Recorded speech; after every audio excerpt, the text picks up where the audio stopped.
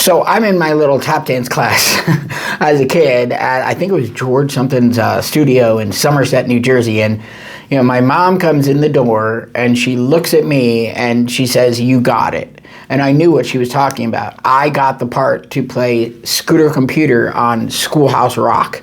So this was the only series of Schoolhouse Rock cartoons that had the same recurring characters. It was 1983, and it was the dawn of this amazing thing called a computer, which only 4 days later is now thinking for itself, and billions of people have smartphones and all this, and only 40 years. I remember the moment that she said, "You got it." I leaped off the ground. I was in the highest state of joy and elation and victory that I'd ever been before in my life. And the funny story is that then I went into New York City. I'm 11, so the headphones are like taking up the whole side of my face. Literally, I'm in the recording studio that some of the greatest albums of all time in New York City have been recorded, and I'm belting out these little songs about computers.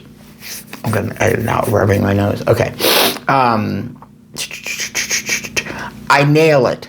And about a half a year later, we're watching Saturday morning cartoons, and on comes Scooter Computer. And I start screaming. My grandparents are there. They start screaming. My parents start jumping up and down. And we're jumping up and down so much and screaming so much that we missed the entire cartoon. It was just joy. So then my dad, who's always this gadget guy, he takes us to Macy's, I think it was, and we bought this 80-pound, really heavy metal device. It was called a VCR.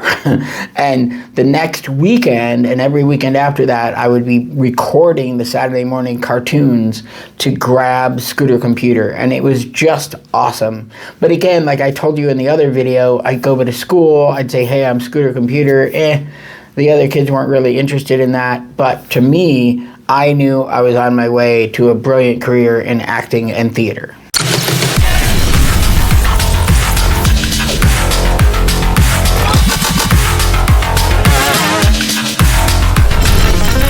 Hey now, take a step outside and seize the day.